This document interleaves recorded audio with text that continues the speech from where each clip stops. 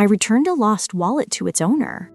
The next day, his security team followed me everywhere. Not subtle about it either. Black SUVs outside my apartment, men in suits watching me at the coffee shop, someone trailing me to work. It was the strangest thing that had ever happened to me. My name is Jade Morrison, and I'm 29 years old. I work as a data analyst for a tech startup in San Francisco. I live alone in a tiny apartment in the Mission District, and I take the BART to work every day. My life is predictable and quiet.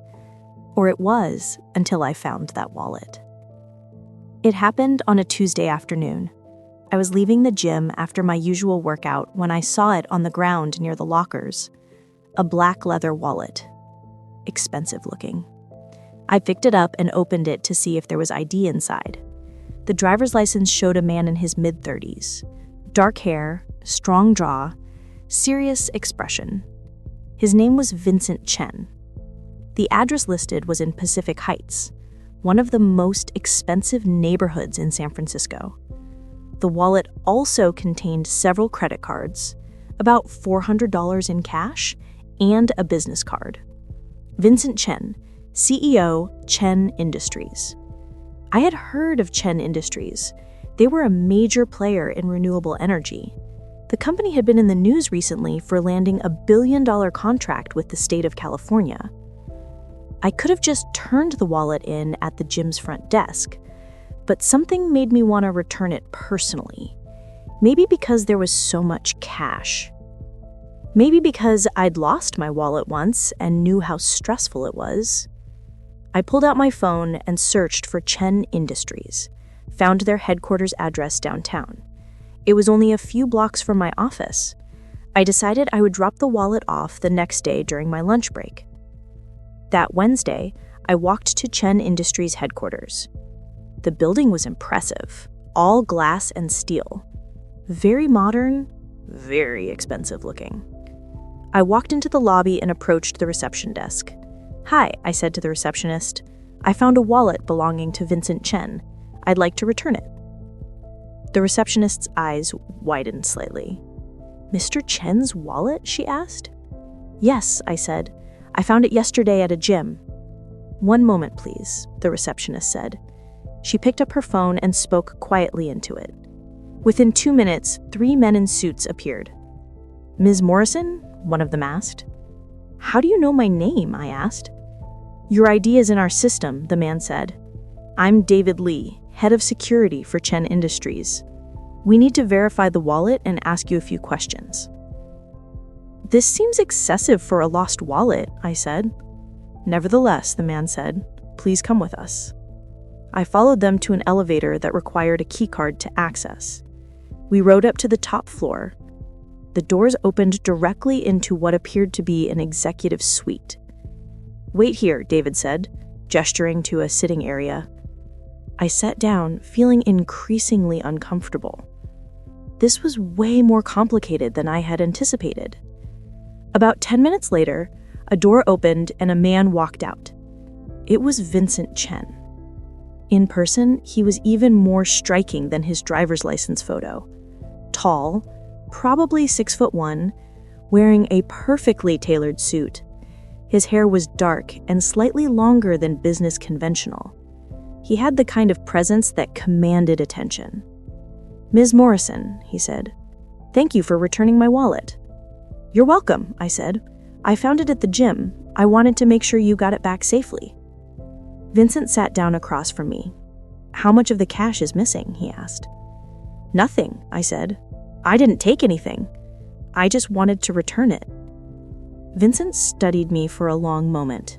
His eyes were dark brown and intense. "Why?" he finally asked. "Why what?" I asked. "Why go out of your way to return it?" Vincent asked. "You could have kept the cash, turned the wallet in at the gym, and let them deal with it." "Because it's the right thing to do," I said. "Plus, I've lost my wallet before. I know how stressful it is." Vincent seemed surprised by this answer. "Most people in this city would have kept the cash," he said. "I'm not most people," I replied. "No," Vincent said. "You're clearly not." He stood up. "David will escort you out," he said. "Thank you again for your honesty." I left the building feeling like that had been one of the strangest interactions of my life. But I figured that was the end of it. I was wrong. The next morning, I noticed a black SUV parked outside my apartment building. When I left for work, it pulled out and followed me to the BART station. I thought I was being paranoid, but then I saw the same SUV when I got off at my stop downtown. And when I went to get lunch, a man in a suit was sitting 2 tables away watching me. I pulled out my phone and called the number on Vincent Chen's business card. "Chen Industries," a receptionist answered. "I need to speak with Vincent Chen." "Who's calling?" the receptionist asked. "Jade Morrison," I said. "Tell him his security team is following me and I want to know why." "One moment," the receptionist said. I was put on hold for less than 30 seconds before Vincent's voice came on the line. "Ms. Morrison," he said, "I'm sorry for the inconvenience." "Can you tell your people to stop following me?" I asked. "It's creepy." "I'm afraid I can't do that," Vincent said. "Why not?" I demanded. "Because you're in danger," Vincent said. "What are you talking about?" I asked. "Could you come to my office?" Vincent asked. "I'd prefer to explain in person." "I'm at work," I said. "I can send a car," Vincent offered. "Please, this is important." "Fine," I said. "Send the car." 20 minutes later, the black SUV picked me up. The driver didn't speak, just drove me back to Chen Industries headquarters. David, the security guy, met me in the lobby and escorted me back up to the executive floor. Vincent was waiting in his office. "Thank you for coming," he said. "Please sit down." "I want answers," I said, sitting in the chair across from his desk. "Why am I being followed?" "Because returning my wallet put you on someone's radar," Vincent explained. "Whose radar?" I asked. Vincent sighed. "Miss Morrison, I haven't been completely honest with you." "About what?" I asked. "About why having my wallet returned is significant," Vincent said.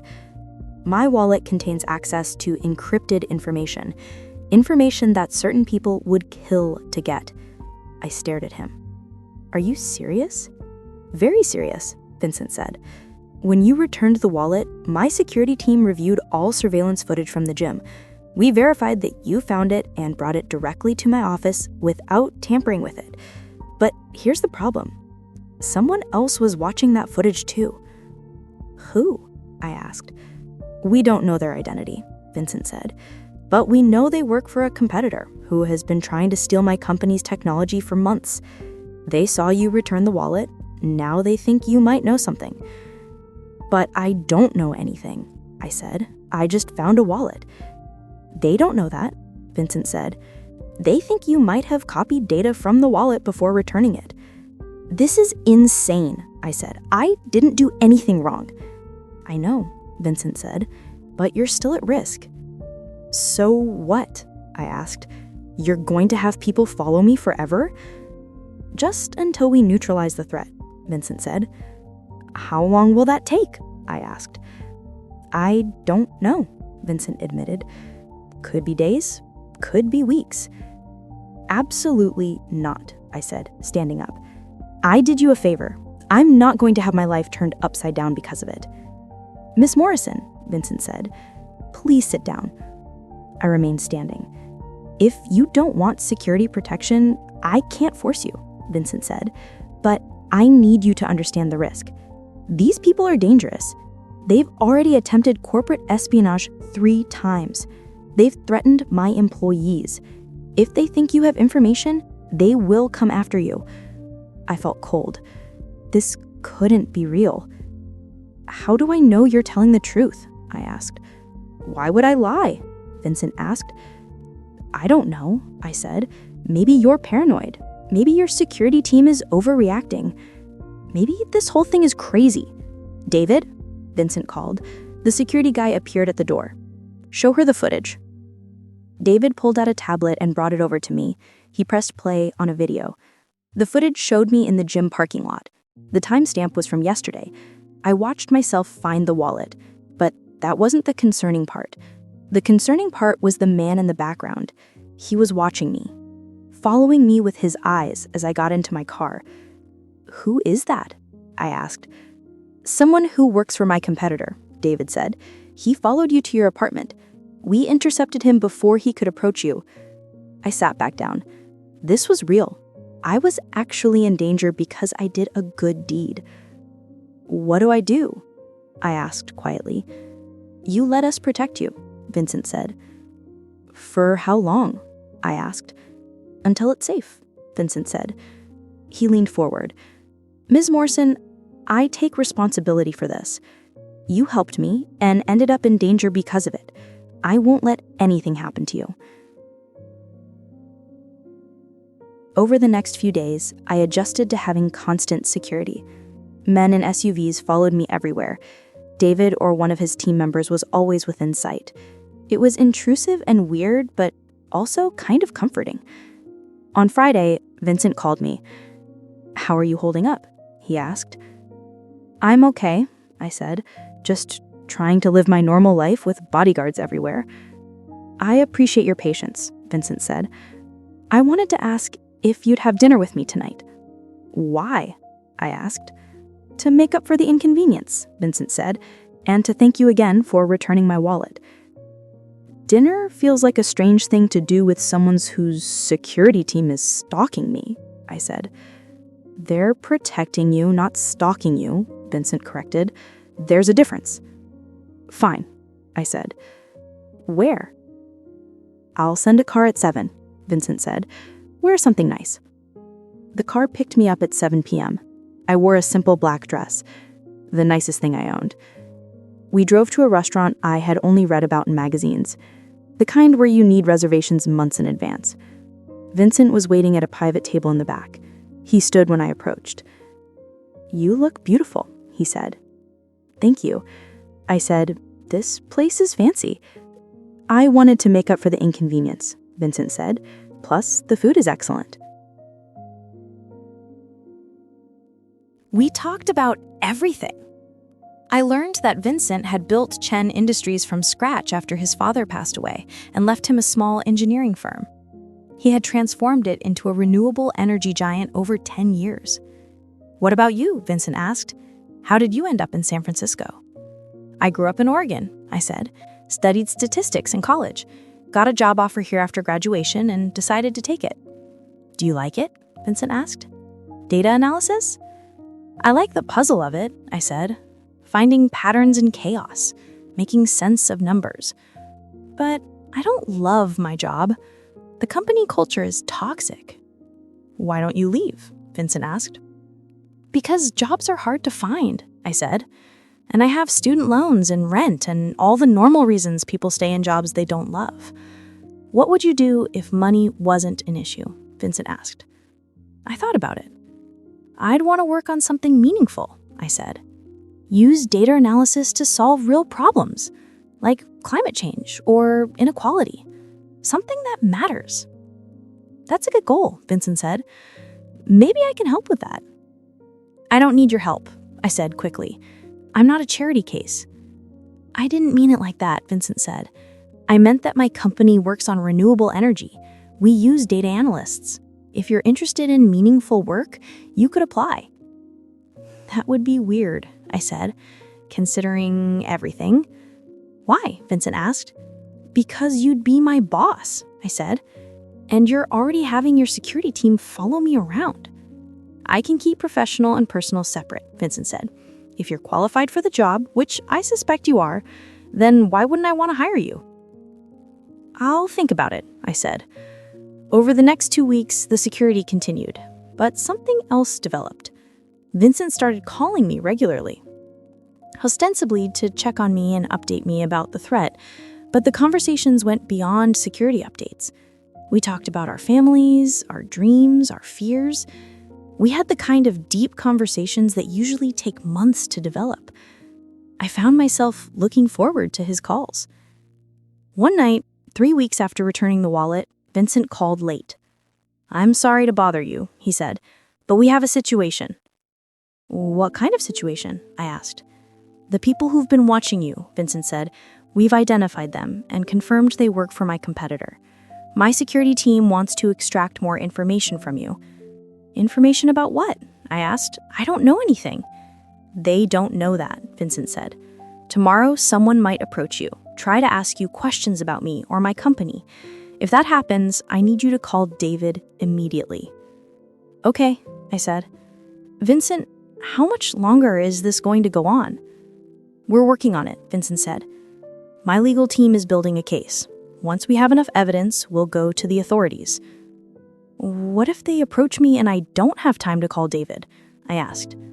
Then lie, Vincent said. Tell them you don't know anything, which is the truth anyway. I'm scared, I admitted. I know, Vincent said. His voice was gentle. Jade, I'm doing everything I can to resolve this. You're safe. My team is watching you constantly. Promise? I asked. I promise, Vincent said. The next day, someone did approach me. I was at a coffee shop near my office during lunch when a woman sat down across from me. Jade Morrison? She asked. Who are you? I asked. My name is Lisa, the woman said.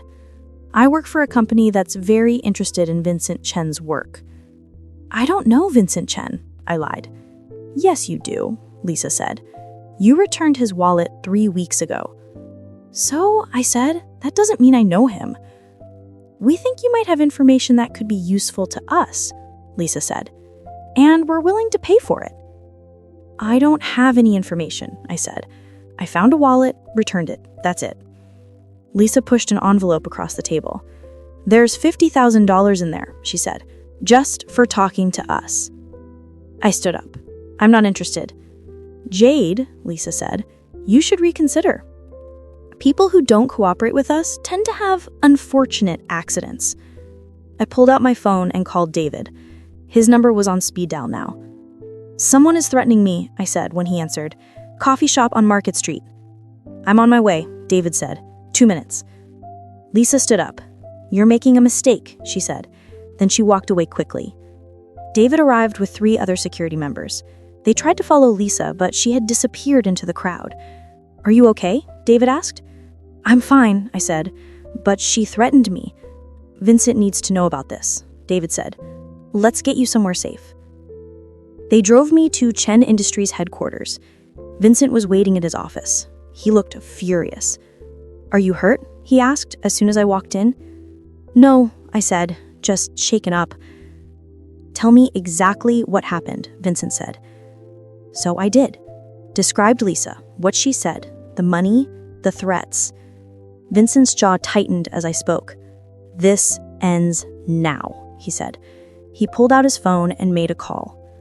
I need our lawyers to file the restraining order today, he said to whoever answered. And get me a meeting with the FBI. This has escalated to criminal intimidation. After he hung up, Vincent looked at me. I'm so sorry, he said. This is my fault. You're not going back to your apartment. It's not safe. Where am I supposed to go? I asked. Here, Vincent said. We have a secure floor with apartments for visiting executives. You'll stay there until this is resolved. For how long? I asked. As long as it takes, Vincent said. I moved into the corporate apartment that afternoon. It was nicer than my actual apartment. Modern, spacious, with floor-to-ceiling windows overlooking the city. David stationed security outside the door. Vincent came by that evening. How are you settling in? He asked. This is surreal, I said. I'm essentially in witness protection because I returned a wallet. I know, Vincent said. He ran a hand through his hair. I've been thinking about the situation. I need to tell you something. What? I asked. I've been handling this wrong, Vincent said. I should have been more aggressive from the start, should have gone to the authorities immediately. Instead, I tried to manage it quietly. Why didn't you? I asked. Because I didn't want the publicity, Vincent admitted. Didn't want the media knowing that my company's security had been breached. But that was selfish. I put you at greater risk. You were trying to protect your company, I said. Yes, Vincent said, but I should have been protecting you first. We stood there, looking at each other. The air felt charged. Jade, Vincent said, there's something else I need to tell you. What? I asked. I haven't been completely honest about why I've been calling you so much, Vincent said. Because you're checking on me? I asked. That's part of it, Vincent admitted. But mostly because I like talking to you. I like hearing about your day. I like the way you think. I like you. Oh, I said. Is that inappropriate? Vincent asked, considering the circumstances. Probably, I said. But I like you too. Vincent stepped closer. I want to kiss you, he said, but I don't want to take advantage of the situation. You're staying here because I put you in danger. I wouldn't feel taken advantage of, I said. Are you sure? Vincent asked. Yes, I said. He kissed me. It was soft and careful and perfect. When we broke apart, Vincent rested his forehead against mine. This is complicated, he said. I know, I agreed, but maybe we can figure it out. Over the next week, things moved quickly. Vincent's lawyers filed charges against his competitor for corporate espionage and intimidation. The FBI opened an investigation. Security camera footage and other evidence proved that the competitor had been following me and threatening me. Vincent and I grew closer. We had dinner together every night in my corporate apartment. He told me about his childhood and the pressure of running a billion-dollar company. I told him about my family and my dreams of doing meaningful work. We kissed goodnight at my door like teenagers. 1 week after I moved into the corporate apartment, David knocked on my door early in the morning. Ms. Morrison, he said, we've made arrests. The people who threatened me? I asked. Yes, David confirmed. The FBI raided the competitor's offices this morning. Lisa and 3 others are in custody. So, it's over? I asked. It's over, David said. You're safe now. I called Vincent immediately. I heard, he said. I'm coming over. He arrived 20 minutes later with coffee and pastries. You're safe, he said, pulling me into his arms. You can go back to your normal life. What if I don't want my normal life back? I asked. What do you want? Vincent asked. This, I said. You. Us. Whatever this is. Vincent smiled. It was the first time I had seen him really smile. I want that too, he said. But Jade, I need you to know that being with me comes with complications. Security, media attention, people who want things from me. I know, I said, and I'm choosing you anyway. We started dating officially. I moved back to my apartment but spent most nights at Vincent's place in Pacific Heights. His house was massive, multiple stories, views of the bay, more rooms than one person needed. He gave me a key after 2 weeks. I want you to feel at home here, he said. 3 months after returning the wallet, Vincent offered me a job at Chen Industries, head of data analysis for the renewable energy division. I hesitated. I don't want people to think I only got the job because we're dating, I said. Then prove them wrong, Vincent said. Interview with the department head. Show them your skills. Get hired on your merit. So I did. I went through a full interview process, presented my portfolio, answered technical questions. The department head offered me the job on the spot. You're exactly what we need. Your experience with pattern recognition and predictive modeling is impressive. I took the job. Started working at Chen Industries while dating the CEO. It was complicated. We kept our relationship private at work. He was Mr. Chen in meetings, I was Ms. Morrison, professional and distant. But after hours, we were Vincent and Jade. We'd drive to his house and he'd cook dinner while I worked on my laptop. We'd watch movies and talk about our days. We fell in love. 6 months after returning the wallet, Vincent told me he loved me. We were at his house, sitting on the deck watching the sunset. I love you, he said. Just like that. Simple and honest. I love you too, I said. I think I've loved you since you returned my wallet, Vincent said. That's the moment I knew you were different. That's the moment my life changed. Mine too, I said, though I didn't know it at the time. We got engaged a year after I returned the wallet. Vincent proposed on the same deck where he first told me he loved me. He had a speech prepared about fate and chance, and how sometimes the smallest acts of kindness lead to the biggest changes. I said yes before he even finished talking. We got married 6 months later. Small ceremony on a beach in Mendocino, just close friends and family. In my vows, I talked about finding a wallet and finding my future. Vincent talked about how returning his wallet returned something to him too. His ability to trust, his belief in good people, his heart. After the wedding, we bought a house together. Not the Pacific Heights mansion, something smaller in Noe Valley, a place that felt like ours. I continued working at Chen Industries. My team grew. We worked on projects that actually mattered, using data analysis to optimize renewable energy distribution, making solar and wind power more efficient and accessible. Vincent had been right. The work was meaningful.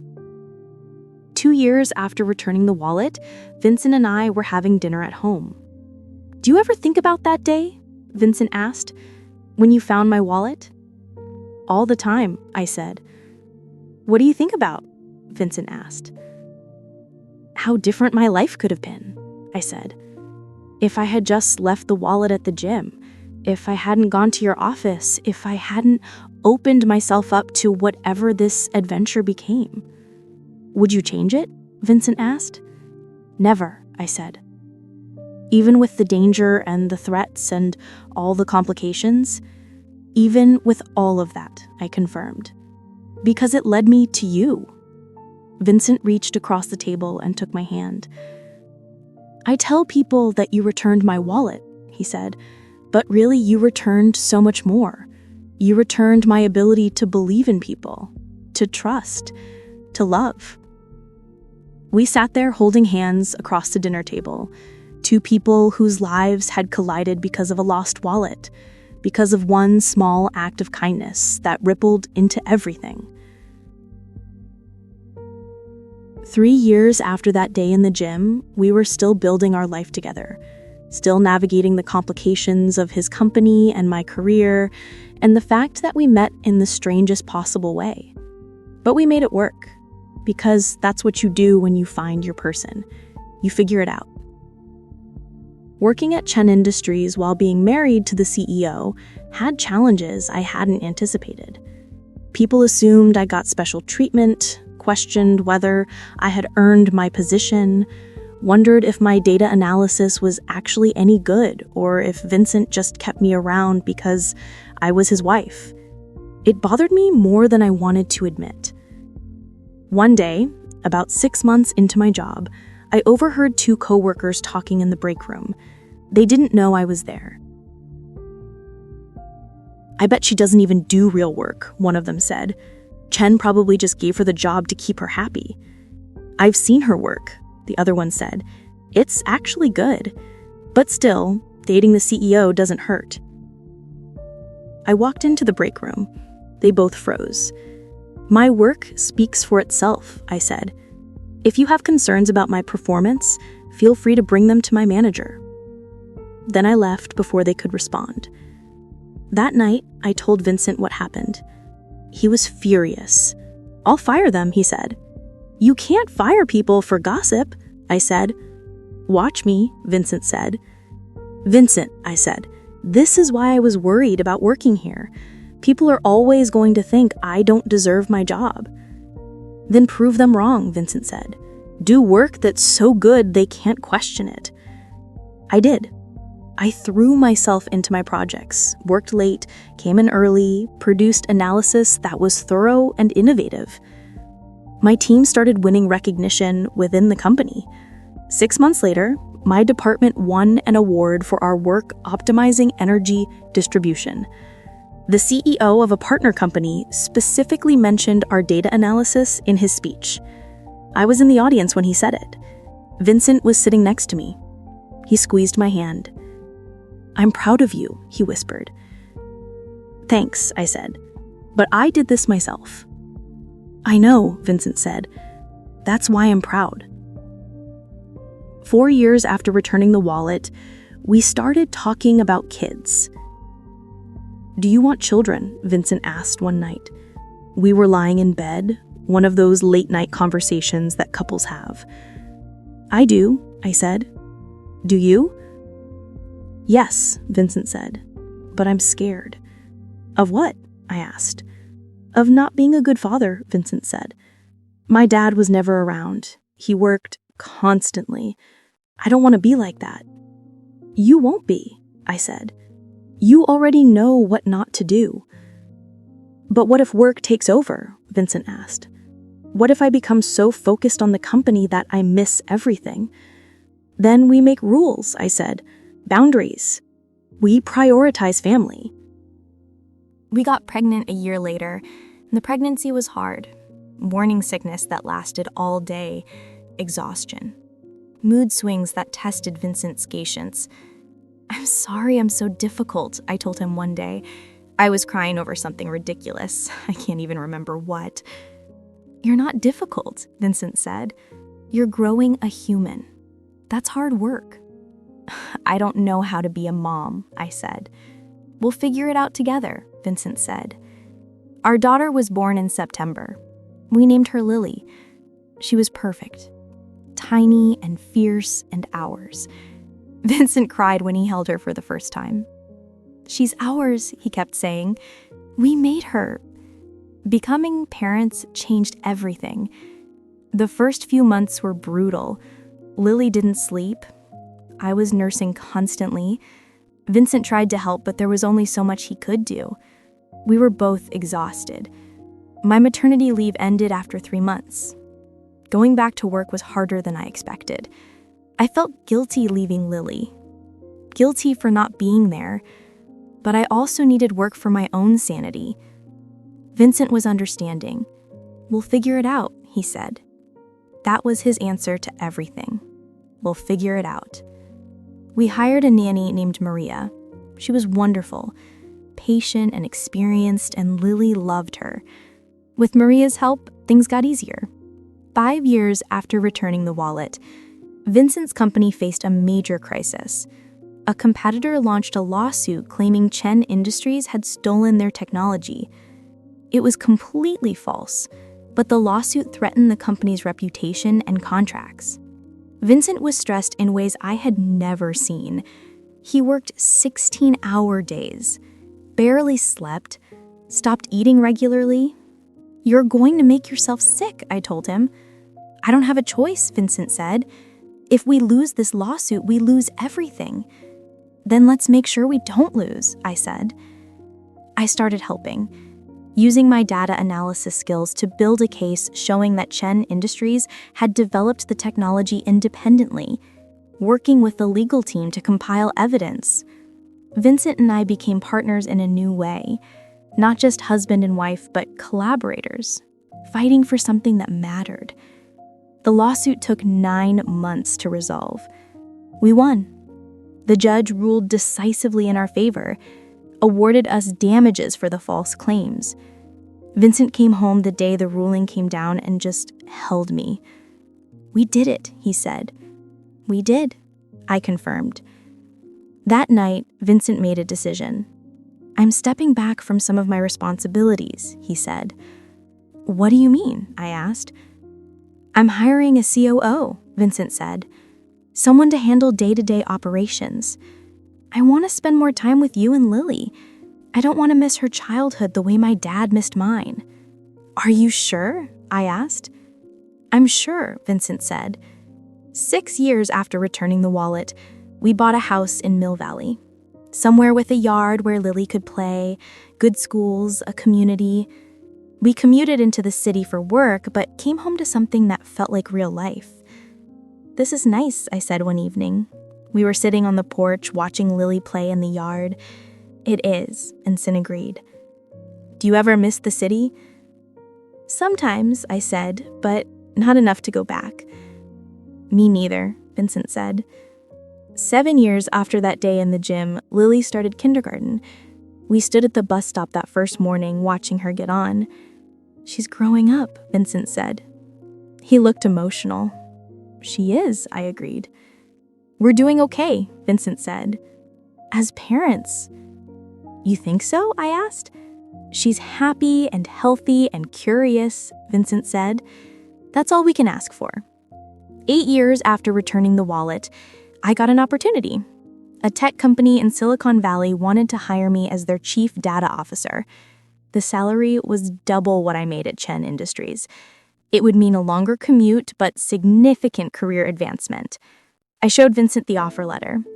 "You should take it," he said immediately. "Really?" I asked. "I'd be leaving your company." "So," Vincent said, Jade, this is an incredible opportunity. You've earned it. But people will say I only got it because of you, I said, because of your connections. Let them say it, Vincent said. We both know the truth. You're brilliant at what you do. This company wants you because you're the best. I thought about it for a week, talked to the hiring team, negotiated terms, finally accepted the offer. Vincent threw me a celebration dinner. I'm proud of you, he said. This is your achievement. Thank you for not making this weird, I said. Why would I make it weird? Vincent asked. Because I'm leaving your company, I said, and you could have felt threatened or upset. I want you to have your own success, Vincent said. Your own career that has nothing to do with me. That's important. I started the new job a month later. The commute was brutal, an hour each way, but the work was exciting.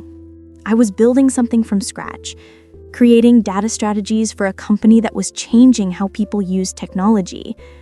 9 years after returning the wallet, Vincent sold Chen Industries. He had built it into a multi-billion-dollar company, a renewable energy leader. He sold it to a conglomerate that promised to continue the mission. Why sell? I asked when he told me. Because I've done what I set out to do, Vincent said. Built something meaningful, made an impact. Now I want to do something different. What do you want to do? I asked. I want to focus on climate advocacy, Vincent said.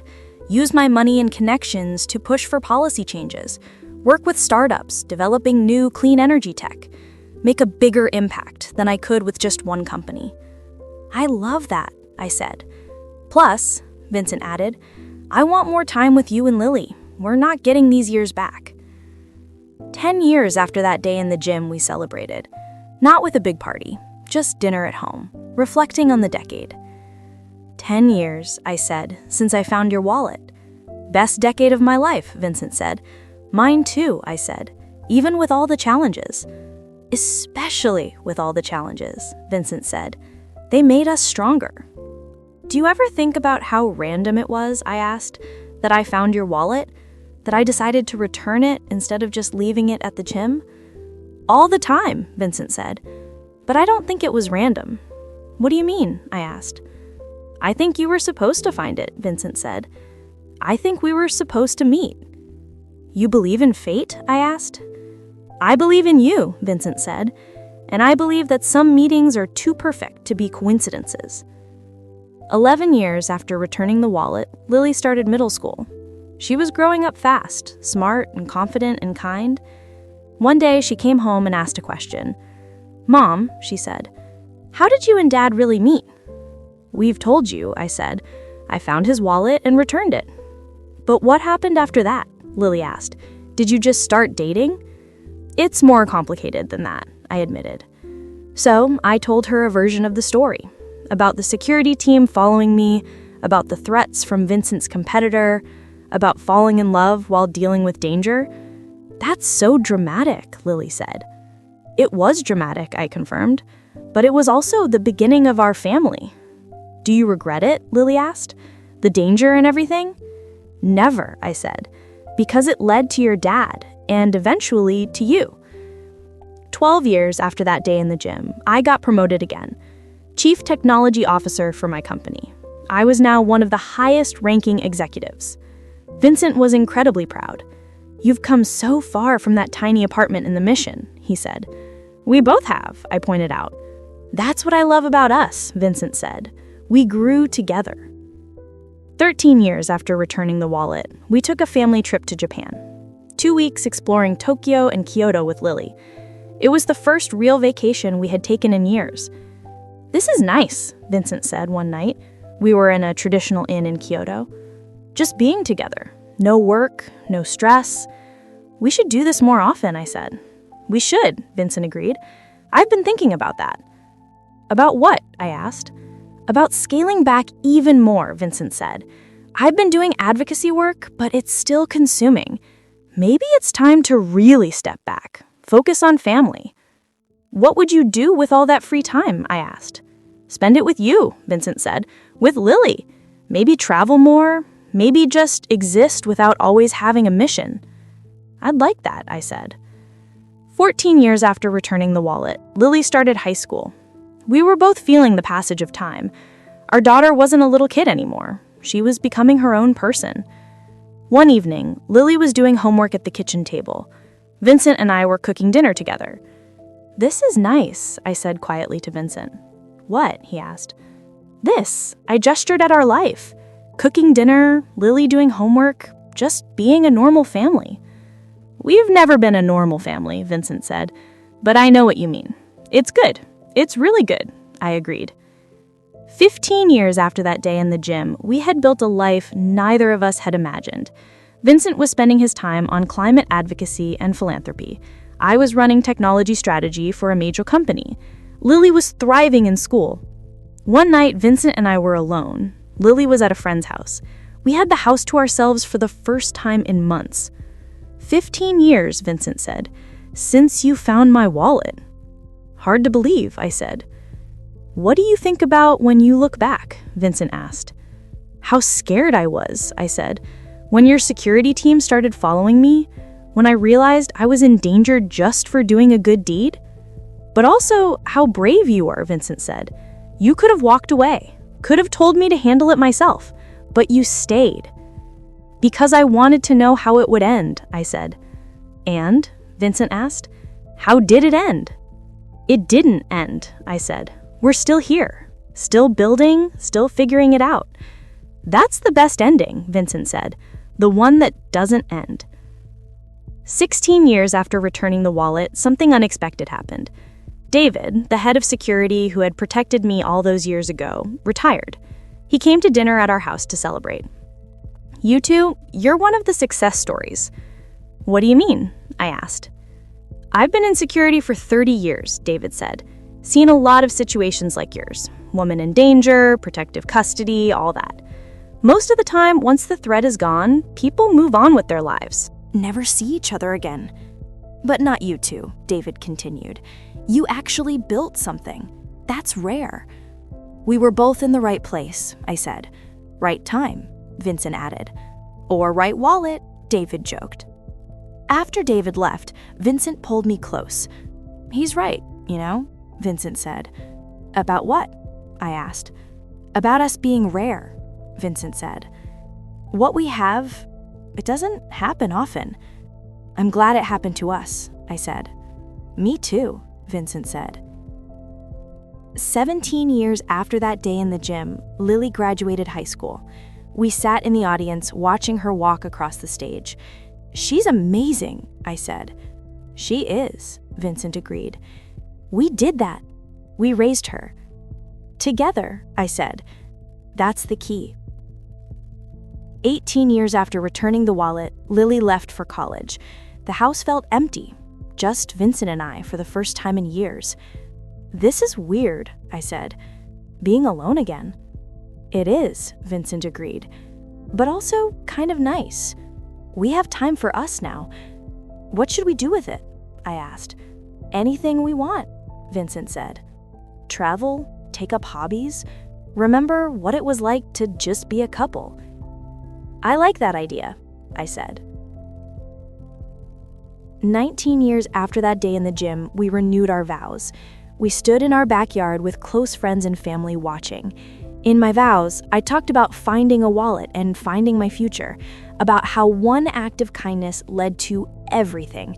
I talked about security teams and danger and falling in love in the middle of chaos. In his vows, Vincent talked about trust, about how I had proven that people could be good, could be trusted, could return a wallet with $400 in cash without taking a penny. You gave me back my faith in people, Vincent said, and in return, I've spent every day trying to be worthy of that trust. You are, I said. 20 years after I found that wallet at the gym, we threw a party, celebrating 2 decades since the moment that changed everything. Friends and family filled our backyard. Lily came home from college. Even David came, now fully retired and living in Arizona. I gave a speech. 20 years ago, I said, I found a wallet, did the right thing, and ended up in danger because of it. People laughed nervously. But that danger, I continued, led me to Vincent, led me to this life, led me to everything good I have now. I paused. Sometimes doing the right thing has unexpected consequences. Sometimes those consequences are terrifying, but sometimes they're also beautiful. Vincent gave his own speech. 20 years ago, he said, I lost my wallet at a gym. A woman named Jade Morrison found it and went out of her way to return it. I thought that was the end of the story. A nice gesture from a good person. But it was just the beginning. Jade didn't just return my wallet. She returned something I didn't even know I had lost. The ability to trust, to believe in people, to open my heart. He looked at me. 20 years later, we're still here, still building, still choosing each other every day. That's what matters. Not how we met, but what we made of it. The room applauded. Our friends smiled. Lily rolled her eyes at our sentimentality, but I saw her wipe away tears. After everyone left, Vincent and I sat on the porch, just us and the quiet night. 20 years, I said. Who would have thought? I knew, Vincent said. Knew what? I asked. That you were special, Vincent said. The moment you walked into my office to return my wallet. Most people would have just left it at the gym, but you cared enough to bring it directly to me. That said everything. I'm glad I did, I said. Me too, Vincent said. We sat there in comfortable silence. Two people who had met because of a lost wallet, who had fallen in love while dealing with danger, who had built a life together against the odds. Sometimes I still think about that alternative timeline, I said. The one where I leave the wallet at the gym, where we never meet. Do you ever think about it? All the time, Vincent admitted. And? I asked. And I'm grateful for this timeline, Vincent said. The one where you found my wallet, where my security team followed you, where we figured out how to turn a scary situation into love. Me too, I said. Because this life, the one we built together, it's better than anything I could have imagined. That's what I want people to understand. Sometimes the smallest decisions lead to the biggest changes. Returning a wallet seems insignificant, but it changed my entire life. It led me to Vincent, to our daughter, to a career I love, and a life that matters. I returned a lost wallet 20 years ago. His security team followed me everywhere. It was terrifying at first, but it was also the beginning of everything. Sometimes danger leads to love. Sometimes doing the right thing has consequences you never expected. Sometimes finding a wallet means finding your future. I found his wallet. He found me. And we've been finding our way together ever since. But the journey to 20 years wasn't always smooth. There were challenges I haven't mentioned yet. Hard times that tested us, moments when we both wondered if we could make it work. Year 4 was particularly difficult. Vincent's company was going through massive expansion. He was traveling constantly. Japan, Germany, Singapore, sometimes gone for 2 weeks at a time. I was lonely, working full-time and coming home to an empty house, missing him but also resenting the time he spent away. We had fights over the phone, video calls that ended in tears. "Do you even want to be married?" I asked him one night. He was in Frankfurt, I was in San Francisco. It was 3 a.m. his time, but we were fighting anyway. "Of course I want to be married," Vincent said. "Then act like it," I said. "Be here, be present." "I'm trying," Vincent said. "But Jade, I'm building something. This expansion is important." "More important than me?" I asked. "No," Vincent said, "but I can't just abandon it either." We went to counseling when he got back, sat in a therapist's office and learned how to communicate better, learned how to balance his work with our marriage, learned how to make time for each other, even when life was demanding. That helped. We developed routines, weekly video calls when he traveled, date nights when he was home, making our relationship a priority instead of something that happened in the leftover time. Year 7 brought different challenges. I had a miscarriage. We had been trying for a second child. Got pregnant, lost the baby at 10 weeks. I was devastated. Vincent tried to be supportive, but he didn't know what to say or do. We grieved differently. I wanted to talk about it. He wanted to pretend it hadn't happened and move forward. That caused friction, led to resentment. We went back to counseling, learned how to grieve together, how to support each other through loss, how to talk about painful things about shutting down. It took months, but we came through it stronger, more connected. Year 10 brought financial stress. Not because we didn't have money, Vincent was wealthy, but because I insisted on paying my own way, contributing equally to household expenses, even though he earned 10 times what I did. "You're being stubborn," Vincent said. "We're married. My money is our money." "I need to contribute," I said. "I need to know I'm not being supported like a child." "This is about your pride," Vincent said. "You're making things harder than they need to be." "This is about my identity," I corrected, "about maintaining independence." We compromised. I contributed what I could, he covered the rest. We split some things equally and let him handle others. It wasn't perfect, but it worked for us. Year 13 brought the challenge of Lily becoming a teenager. She was moody and difficult and pushed boundaries, tested us as parents. One night, she stayed out past curfew, didn't answer her phone.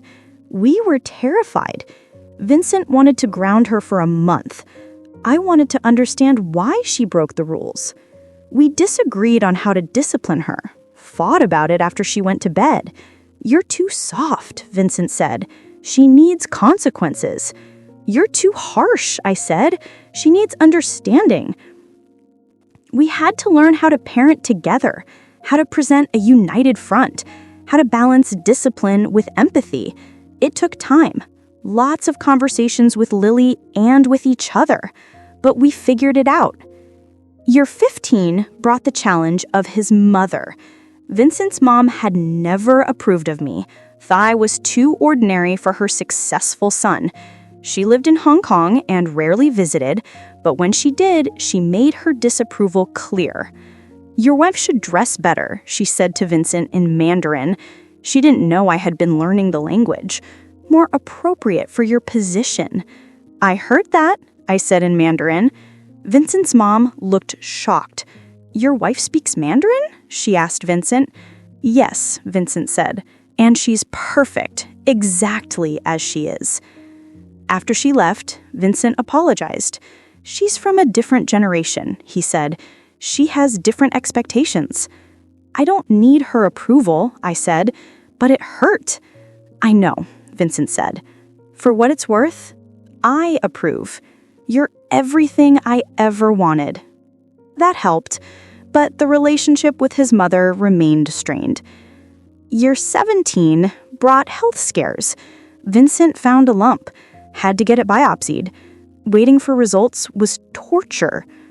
"What if it's cancer?" I asked the night before we got the results. "Then we fight it together," Vincent said. "But what if you don't beat it?" I asked. "What if I lose you?"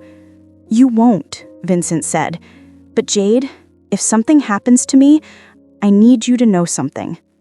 "What?" I asked. "You'll be okay," Vincent said. "You're stronger than you think. You'll take care of Lily. You'll keep building your career. You'll live a full life." "Don't talk like that," I said. "I'm just being realistic," Vincent said. "But I also need to tell you that loving you has been the greatest joy of my life." The results came back benign. Not cancer, just a harmless growth. We both cried with relief. These challenges weren't unique to us. Every marriage has them, but ours had the added complexity of how we met. The security team, the danger, the unusual beginning. Sometimes people would ask if the drama of how we met set us up for an unstable relationship. If starting with danger meant we needed drama to keep things interesting. No, I always said. Our beginning was dramatic. But our relationship is built on much more boring things. Daily conversations, shared meals, compromises, choosing each other every single day. That's not dramatic. That's just love. 20 years after finding that wallet, Vincent and I sat in our backyard late at night. Everyone had gone home from the party. It was just us and the stars. "Are you happy?" Vincent asked. "Yes," I said. "Are you?" "I'm happier than I ever thought possible," Vincent said. "You know what I think about sometimes?" "What?" I asked. "That gym," Vincent said. "I go back there occasionally. Same place where I lost my wallet 20 years ago. It's still there." "I know," I said. "I go there too sometimes." "Do you ever see the spot where you found the wallet?" Vincent asked. "Every time," I said. "I think about how my whole life changed in that moment." "Mine too," Vincent said. "One lost wallet, one honest person, 20 years of building a life together." "When you put it like that, it sounds simple," I said. "It was simple," Vincent said. "You found something that wasn't yours. You returned it. That one choice of integrity led to everything else." "But I almost didn't return it," I admitted. "What do you mean?" Vincent asked. "I almost just turned it in at the gym's front desk," I said. "Would have been easier, less effort. But something made me want to return it personally." "What was that something?" Vincent asked. "I don't know," I said.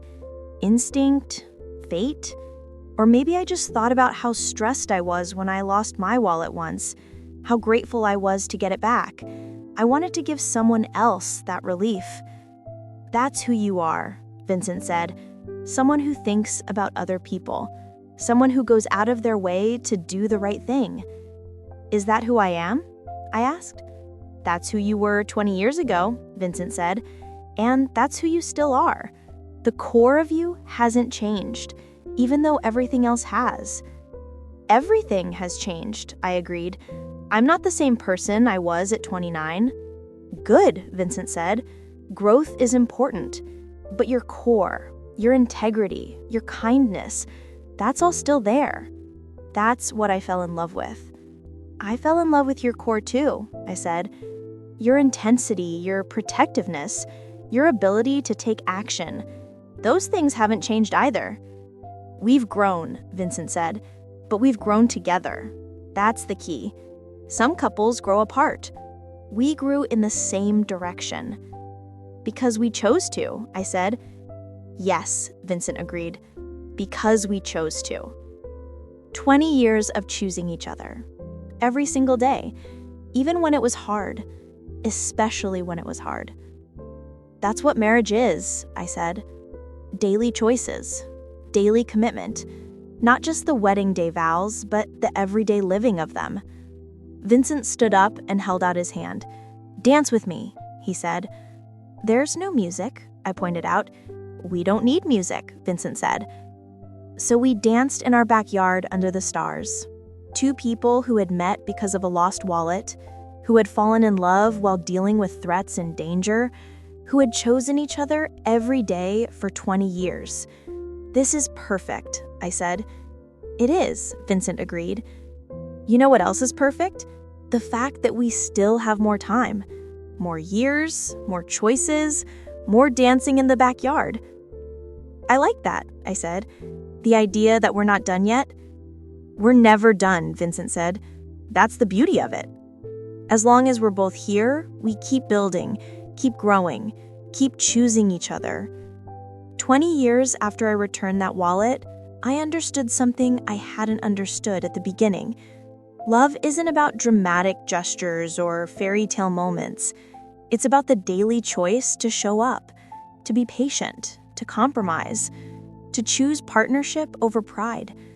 Vincent and I had drama at the beginning, security teams and threats and danger, but our relationship wasn't built on drama. It was built on thousands of small moments. Morning coffee together, conversations about our days, supporting each other through challenges, celebrating each other's wins. That's what lasts. Not the dramatic beginning, but the steady middle, the everyday showing up, the commitment to keep choosing each other. I returned a lost wallet 20 years ago. That was dramatic, but everything that came after, building a marriage and a family and a life, that was just work. Good work. Important work. The kind of work that's worth doing. Sometimes I'm asked if I believe in fate, if I think I was meant to find that wallet. I don't know about fate, I always say, but I know about choices. I chose to return the wallet. Vincent chose to protect me. We both chose to keep seeing each other, even when it was complicated. We chose to get married, to have a child, to build a life together. Those choices mattered more than any destiny. Looking back on 20 years, I'm proud of the life we built, proud of the challenges we overcame, proud of the people we became. But most of all, I'm grateful. Grateful for that moment 20 years ago when I found a wallet and decided to return it. Grateful for every choice that came after. Grateful for Vincent and Lily and the life we share. I returned a lost wallet. His security team followed me everywhere. It scared me at first, but it led me here. To this life, to this love, to this moment in our backyard dancing under the stars 20 years later. That's worth everything. Every moment of fear, every challenge, every hard choice. It's all worth it. Because I found more than a wallet that day. I found my future. 21 years after returning the wallet, Lily graduated college. We sat in the audience watching her walk across the stage with her degree in environmental science. "She's amazing," I whispered to Vincent. "She is," he agreed. "She gets that from you." "From both of us," I corrected. After the ceremony, Lily came running over. "Mom, Dad," she said, "I did it." "We're so proud of you," Vincent said, pulling her into a hug. "What's next?" I asked. "I got accepted to graduate school," Lily said. "MIT, environmental engineering. I want to work on climate solutions, just like Dad did." Vincent looked emotional. "That's wonderful," he said, "but only if it's what you want, not because you feel like you have to follow my path." "It's what I want," Lily assured him. "You showed me that business can be a force for good. I want to do that too." 22 years after finding that wallet, Vincent and I became empty nesters officially. Lily moved to Massachusetts for graduate school. The house felt too quiet. "What do we do now?" I asked Vincent. We were sitting in Lily's empty room the day after she left. "Whatever we want," Vincent said. "We're free for the first time in 18 years. "That's terrifying," I said. "And exciting," Vincent added. "Jade, we've spent 2 decades raising our daughter and building our careers. Now we get to figure out what comes next. What do you want to come next?" I asked. "You," Vincent said. "More time with you, more adventures, more of this life we've built." "I want that too," I said. So we started planning.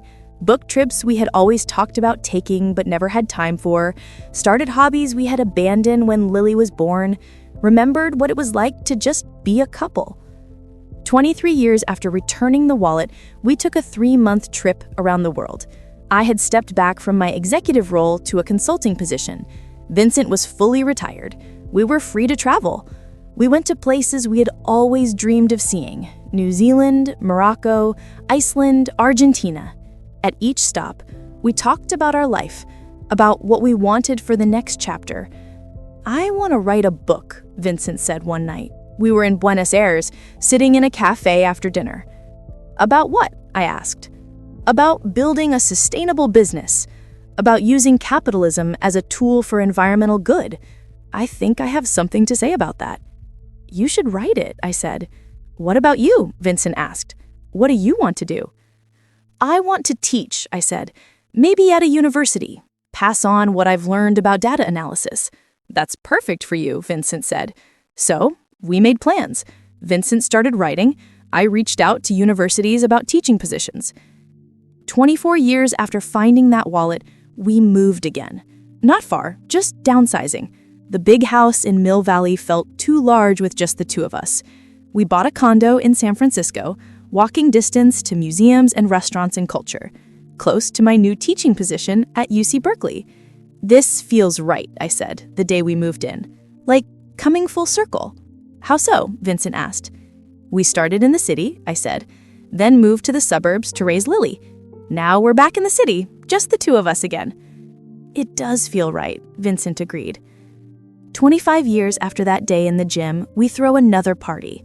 25 years since I found the wallet, 23 years since we got married. This time, Lily brought her boyfriend, a guy named James who was also studying environmental engineering at MIT. They had met in a graduate seminar. "He's great," I told Lily quietly. "Very smart. Cute, too." "Mom," Lily said, "don't embarrass me." "I'm not embarrassing you," I said. "I'm just saying, your dad and I like him." "Does he treat you well?" "Very well," Lily said. "He's kind and supportive, and he makes me laugh." "Good," I said. "That's what matters." At the party, James asked Vincent for a private conversation. I watched them walk into Vincent's office, wondered what they were talking about.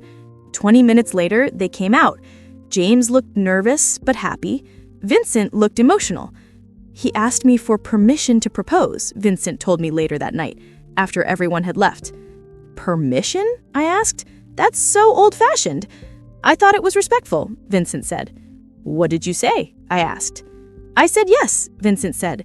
"James is a good man. He loves her. He'll take care of her." 3 months later, James proposed. Lily said yes. They got married a year later in a ceremony in Vermont, simple and beautiful. During the reception, Vincent gave a toast. 26 years ago, Vincent said, "My life changed because of a lost wallet.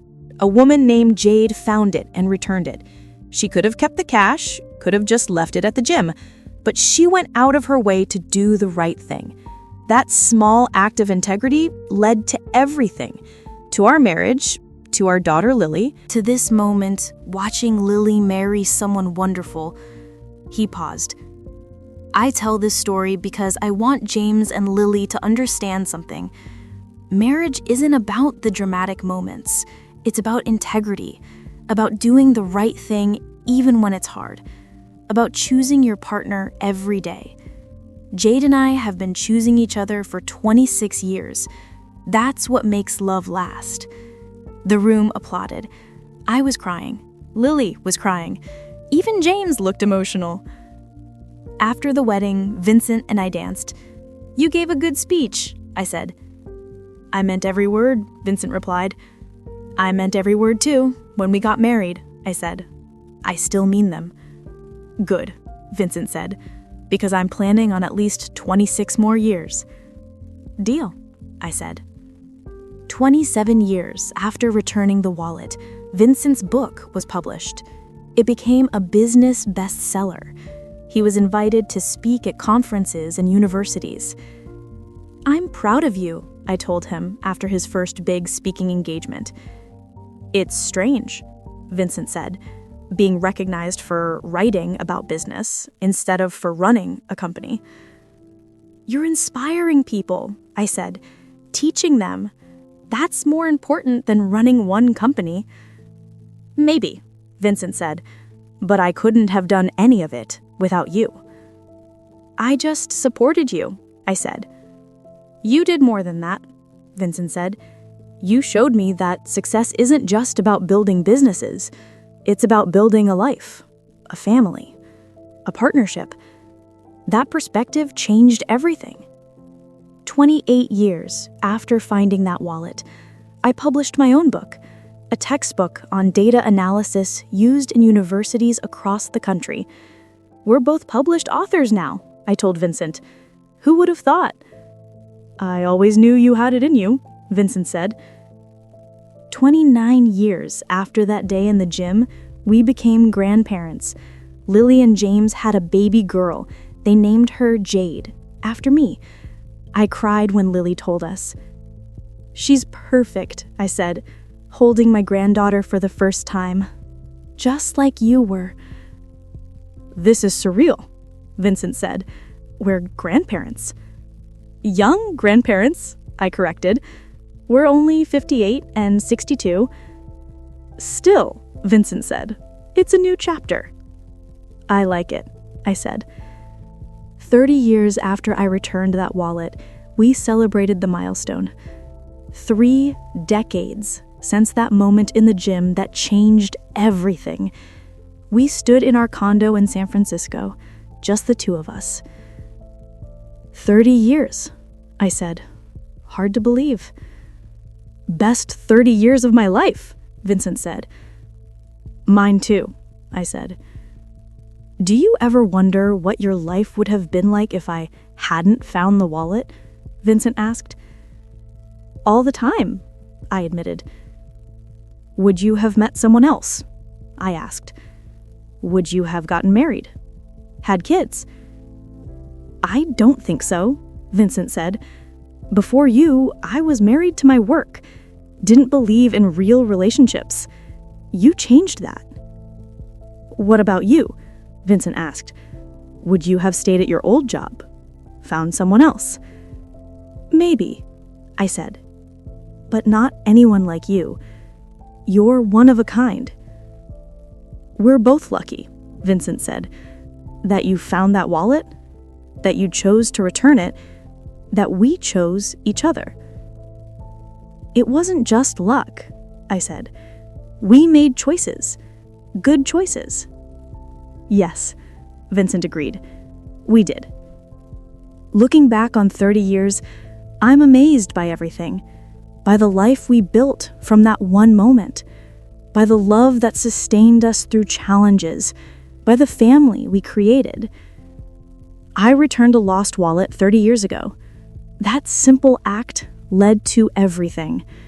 To a lifetime of love with Vincent, to our daughter, Lily, to our granddaughter who bears my name, to a career that matters and a life that's full.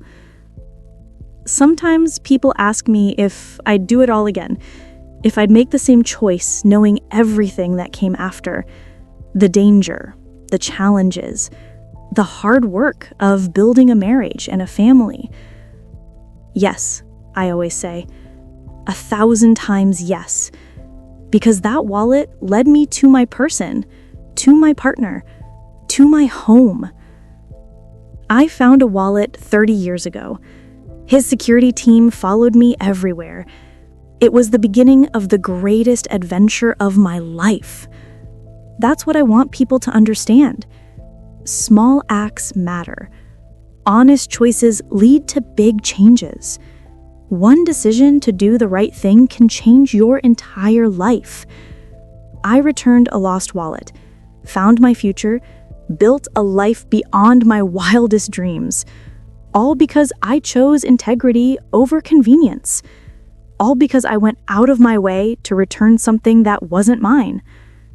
30 years later, I'm still grateful for that choice, still amazed by where it led, still building this life with Vincent every single day.